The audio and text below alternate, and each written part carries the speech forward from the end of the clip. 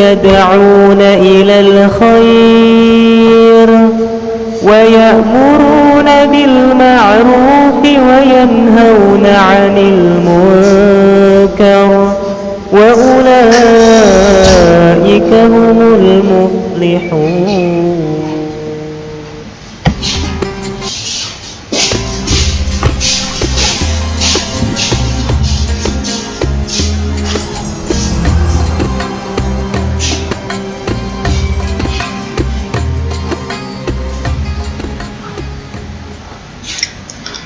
Assalamualaikum warahmatullahi wabarakatuh. Alhamdulillahirrabbilalamin. Kita puji Allah subhanahu wa ta'ala. Pada kesempatan ini kita kembali bersua pada kuliah Al-Islam Kemuhammadiyahan 5. Kali ini insyaallah kita akan belajar, kita akan kuliah tentang model integrasi Islam dengan ilmu pengetahuan.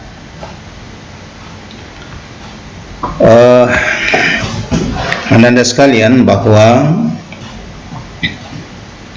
Islam dengan perkembangan ilmu pengetahuan pada periode awal itu tidak bisa dipisahkan, karena para cendekiawan dalam Islam itu mengembangkan ilmu pengetahuan itu didasarkan oleh semangat dan nilai-nilai wahyu Allah subhanahu wa ta'ala.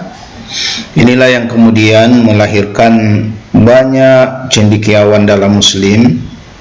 Di samping mereka memahami tentang agama Islam, tentang syariat agamanya, mereka juga mendalami dan mengembangkan ilmu pengetahuan pada bidang masing-masing. Dan ilmu pengetahuan yang mereka kembangkan itu rupanya terhubung atau terintegrasi dengan agamanya, yaitu Islam. Pada perkembangan ilmu pengetahuan selanjutnya setelah Islam mengalami kemunduran yang kemudian diambil alih oleh Barat, justru kemudian mereka terbalik dengan kondisi Islam, karena mereka memisahkan antara ilmu pengetahuan dengan agama.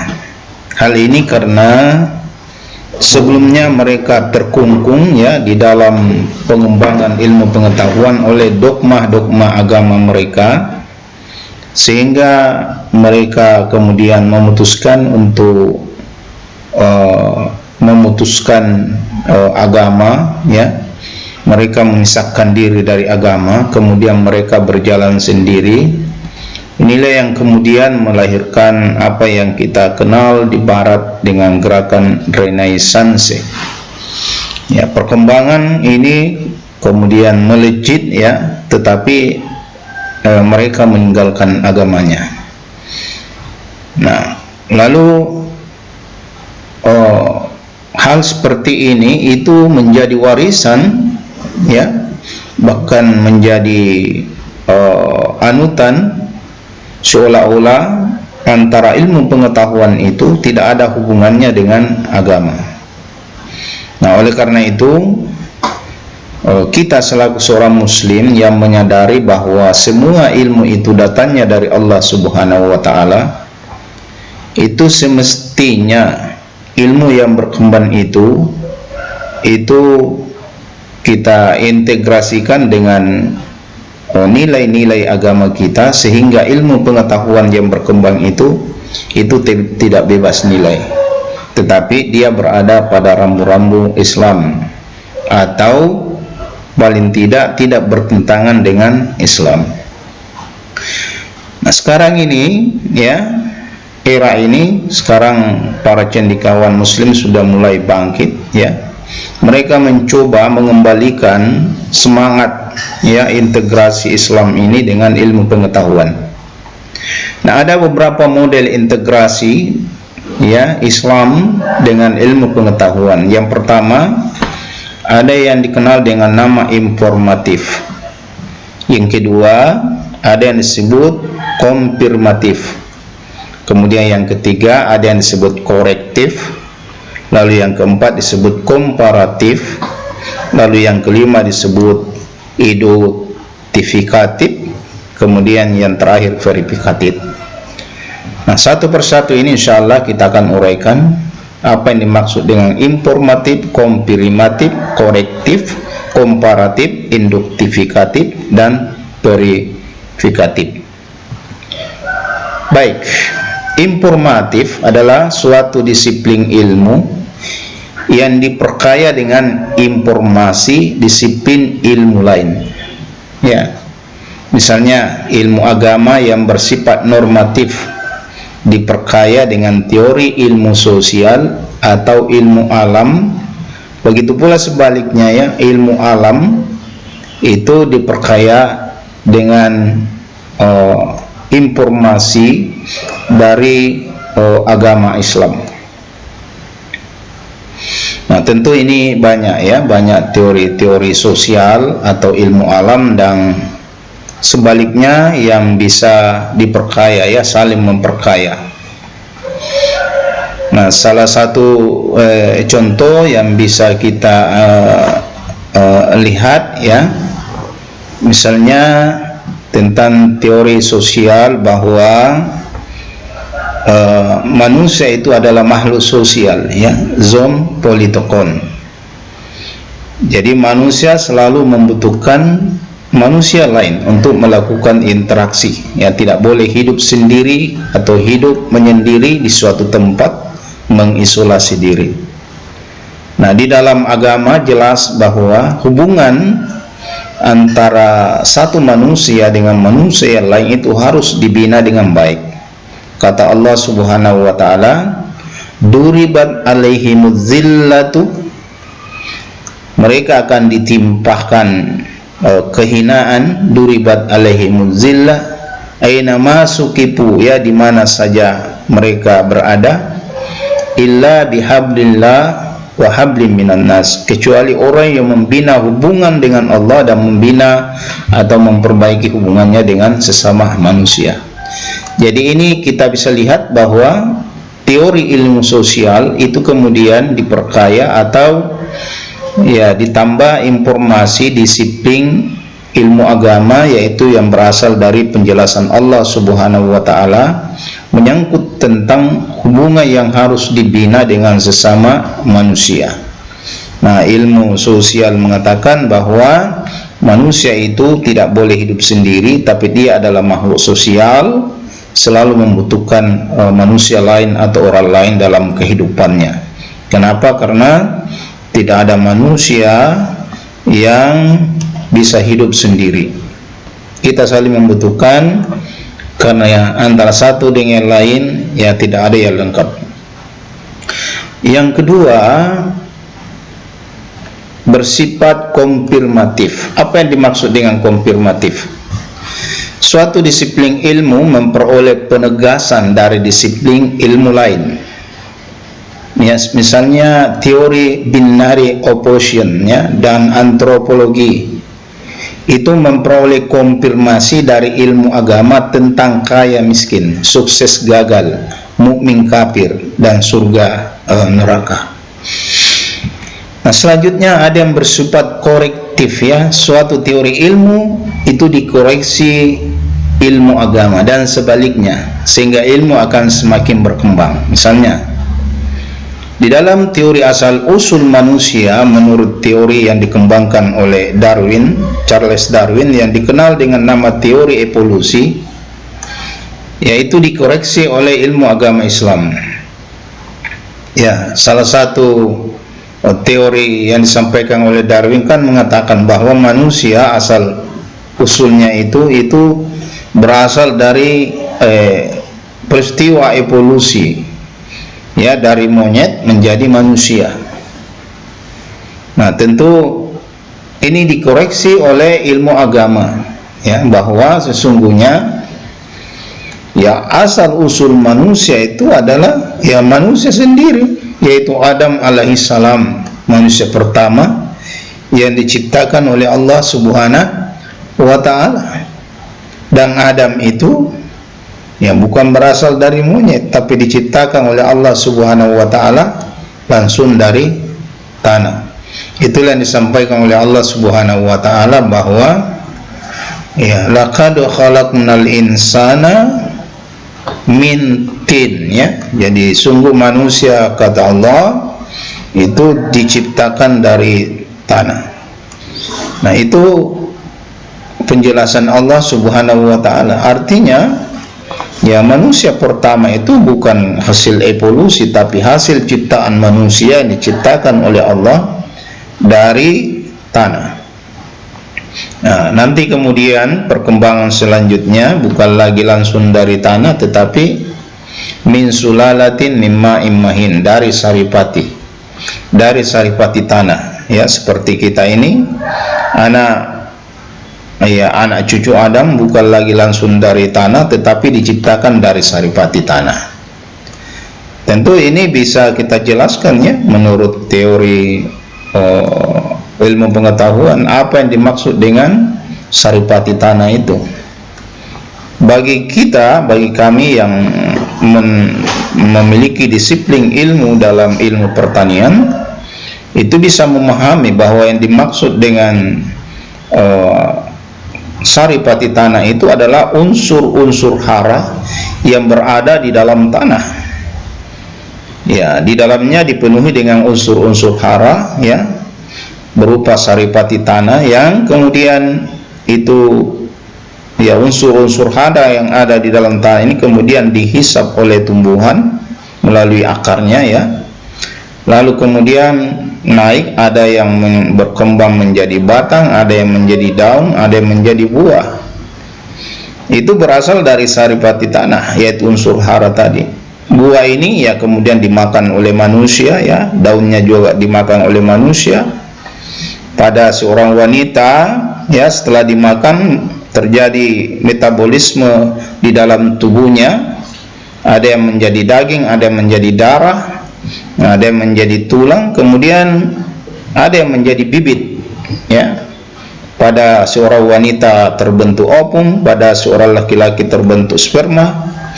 Keduanya bertemu, ya, melakukan hubungan, maka terjadilah pembuahan, ya, terjadi pembuahan yang dalam bahasa Al-Quran disebut disebut sulalatin mimma immahim summa ja'alnahu nutfah. Menjadi nutfah, ya, menjadi nutfah. Nah, nutfah ini dalam bahasa biologi ya biasa disebut sigot, ya, pertemuan antara hasil pembuahan antara sperma dengan ovum. Nah, jadi itu bisa dipahami. Lalu ya berkembanglah di dalam rahim seorang ibu, ya, bayi, lalu kemudian lahir ke dunia, ya, lahir ke dunia sebagai manusia. Nah, ini yang diterangkan oleh Allah Subhanahu wa taala prosesnya, bukan berasal dari proses evolusi dari monyet menjadi manusia. Dan saya kira, ya, saya tidak mau dikatakan bahwa kita ini nenek moyang kita adalah monyet. Ya, saya kira Ananda semua juga tidak mau disebut neneknya monyet, kan begitu. Jadi ya, kita semua memahami ini, bahwa teori Darwin ini yang sudah lama bahkan kita diajarkan, itu bisa dikorektif, ya, dikoreksi dengan penjelasan agama, ya, di dalam agama kita yang bersumber dari Allah Subhanahu wa taala yang telah menciptakan manusia, yang tentu ya tahu betul bagaimana asal usul manusia itu, karena dialah yang menciptakan manusia. Nah, itu. Dan ini juga logika bahwa kalau memang monyet itu yang berubah menjadi manusia, saya kira tidak ada lagi monyet yang sekarang, semua sudah berubah menjadi manusia. Tapi kan kenyataannya bahwa monyet masih ada monyet. Kalau misalnya memang asal usul kita itu dari evolusi monyet, ya pastilah tidak ada lagi monyet, semua sudah berubah menjadi manusia. Tapi kenyataannya ternyata kan masih ada monyet yang berkeliaran. Yang benar itu menurut Allah Subhanahu wa taala justru bukan monyet yang diubah menjadi manusia, tapi ada manusia yang diubah oleh Allah Subhanahu wa taala menjadi monyet. Siapa itu? Yaitu umatnya Nabi Musa alaihissalam yang melanggar ketentuan pada hari Sabtu. Mereka diperintah oleh Allah untuk pergi beribadah pada hari Sabtu, tapi justru mereka meninggalkan ibadahnya, mereka pergi mencari ikan ke laut. Nah, inilah yang disebutkan oleh Allah di surah Al-Baqarah, walaqad alimtumul ladzina tadaw minkum fis sabti faqulna kunu qiradatan khasiin. Ya, bahwa ya sungguh engkau mengetahui bagaimana orang-orang yang melanggar pada hari Sabtu itu, ya, yaitu orang-orang yang tidak pergi ibadah pada hari Sabtu, sama dengan kita, orang yang tidak mau pergi sholat Jumat, ya. Lalu Allah mengatakan kunu qiradatan khasiin, jadilah engkau kera yang hina dina. Nah, itu yang benar, ya. Manusia yang diubah oleh Allah menjadi monyet. Dan saya kira mungkin yang ditemukan oleh Darwin itu karena ya saya baca itu adalah ya mereka menemukan fosil-fosil, ya, fosil-fosil yang kemudian menyerupai rangka manusia, lalu dia katakan ya ini adalah ya proses evolusi. Boleh jadi yang ditemukan adalah rangka manusia yang sudah diubah menjadi monyet oleh Allah Subhanahu wa taala supaya menjadi pelajaran, karena di situ disebutkan oleh Allah agar menjadi pelajaran, ya, buat umat manusia pada masanya dan pada masa yang akan datang seperti kita ini. Jadi itu, ya. Jadi integrasi al-Islam ke Islam ini dengan ilmu pengetahuan itu bisa melalui korektif. Selanjutnya ada yang disebut komparatif, yaitu membandingkan teori ilmu tertentu dengan konsep atau wawasan agama mengenai gejala yang sama. Misalnya teori motivasi pada psikologi itu dibandingkan dengan konsep motivasi yang dijabarkan dari ayat-ayat Al-Quran. Saya kira itu banyak, ya, teori motivasi pada psikologi di dalam Al-Quran, ya. Ya, misalnya, ya, siapa yang beramal, ya, baru berniat, ya, siapa yang beramal kebaikan baru berniat sudah mendapatkan satu pahala. Siapa yang kemudian melakukannya itu sudah mendapatkan 10 kali lipat. Sementara kalau ingin berniat melakukan kejahatan itu belum dicatat, tapi kalau sudah melakukan barulah dicatat. Itu teori motivasi, ya, di dalam Al-Quran untuk, ya, supaya kita ini bangkit semangat untuk melakukan kebaikan-kebaikan. Nah, selanjutnya ada yang disebut induktifikatif, yaitu asumsi-asumsi dasar dari teori ilmiah yang dihubungkan dengan prinsip agama. Misalnya teori mengenai adanya sumber gerak tidak bergerak dari Aristoteles itu merupakan contoh dari proses, ya, induktifikasi dari pemikiran sains dan pemikiran agama. Kemudian yang terakhir verifikatif, ya, mengungkapkan hasil penelitian ilmiah yang dikaitkan dengan kebenaran ayat-ayat Al-Quran. Misalnya ada orang yang meneliti tentang efek pengalaman zikir terhadap ketenangan, ya, perasaan, ya. Kemudian kita hubungkan dengan Al-Quran surah Ar-Ra'd ayat 28. Ala bizikrillah tatmainnal qulub. Jadi banyak hasil-hasil penelitian itu bisa dikaitkan dengan kebenaran ayat Al-Quran. Nah, itu disebut aplikatif.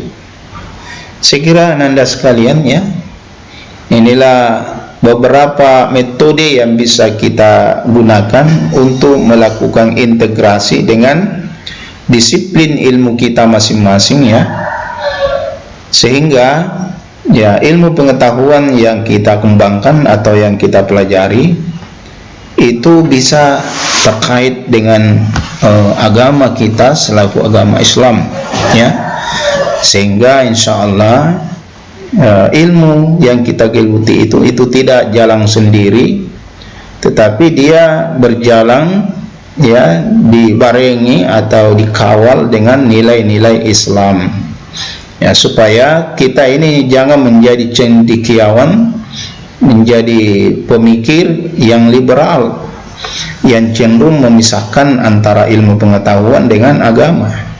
Padahal sesungguhnya banyak titik temunya, karena sesungguhnya semua ilmu yang berkembang ini itu miliknya Allah Subhanahu wa ta'ala, karena dialah sesungguhnya yang telah mengajarkan segala-galanya kepada umat manusia. Bukankah Adam alaihissalamnya itu manusia pertama yang semuanya sudah diajarkan oleh Allah Subhanahu wa ta'ala kullaha ya, wa 'allama Adama asma'a kullaha, semua sudah diajarkan oleh Adam alaihissalam, kepadanya sudah diajarkan semuanya. Paling tidak ya mungkin dasar-dasar ilmu pengetahuan itu sudah disampaikan oleh Allah Subhanahu wa ta'ala kepada Adam alaihissalam, sehingga sesungguhnya ilmu yang dikembangkan oleh manusia sekarang itu adalah berasal dari Allah Subhanahu wa ta'ala, karena ayat-ayat Allah itu dua. Ada ayat-ayat qauliyah, yaitu berupa wahyu yang diturunkan Allah dalam yang kitab Al-Quran misalnya. Kemudian ada ayat-ayat kauniyah, yaitu semua yang telah diciptakan oleh Allah Subhanahu wa ta'ala di alam raya ini termasuk isinya, itu adalah ayat-ayat kauniyahnya Allah. Allah yang telah membuat seperti itu dengan sunnatullahnya. Lalu manusia menelitinya ya, mempelajarinya, lahirlah kemudian ilmu pengetahuan ya. Ada yang mempelajari tentang makhluk hidup, lahirlah ilmu biologi. Tapi kan yang menciptakan makhluk hidup itu Allah ya. Kita hanya menuliskan gejala-gejalanya, jadilah sebuah ilmu. Jadi semua dari Allah. Ada orang yang mempelajari tentang tubuh manusia ya, kerjanya, faal tubuhnya, metabolismenya, penyakitnya, anatominya, lahirlah ilmu kedokteran. Nah, siapa yang menciptakan ilmu manusia itu? Tentu Allah. Kita hanya mempelajari apa-apa yang ada pada tubuh yang manusia yang telah diciptakan Allah itu. Lahirlah ilmu kedokteran. Jadi dan sebagainya. Semuanya itu ilmunya Allah Subhanahu wa ta'ala. Makanya sesungguhnya manusia tidak boleh menggunakan kata-kata cipta, menciptakan apa, menciptakan itu. Yang boleh adalah menemukan ya, menemukan. Karena kita ini hakikatnya bukan menciptakan. Hakikatnya adalah menemukan sesuatu yang belum mungkin ditemukan oleh orang lain, yang tentu ya, yang membuat itu ada yang membuatnya seperti itu, yaitu Allah Subhanahu wa ta'ala. Nah, kalau pandangan kita seperti ini, maka insya Allah para ilmuwan itu akan dekat kepada Allah Subhanahu wa ta'ala. Makanya ada ayat bahwa innama yakhsha min ibadihil ulama, bahwa orang yang diantara hambaku yang paling dekat, yang paling takut kepada aku, kata Allah, adalah golongan hamba-hambaku yang memiliki ilmu pengetahuan. Tentu yang memiliki pengetahuan tadi, yang menyadari bahwa apa yang dia ketahui itu datangnya dari Allah Subhanahu wa ta'ala. Kalau begini, maka insya Allah terangkatlah derajat kita ke derajat yang mulia dibanding dengan makhluk-makhluk yang lain, karena Allah mengangkat derajat orang-orang yang beriman dan berilmu pengetahuan. Di surah Al-Mujadilah ayat ya, di surah Al-Mujadilah itu bisa kita baca, yarfa'illahu alladhina amanu ya, minkum walladzina utul ilmah darajah. Semoga apa yang sempat saya sampaikan ini Anda sekalian bermanfaat. Mohon maaf atas segala kekurangan. Nasrun minallahi wa fathul qarib wa basyiril mu'minin. Akhirul kalam. Assalamualaikum warahmatullahi wabarakatuh.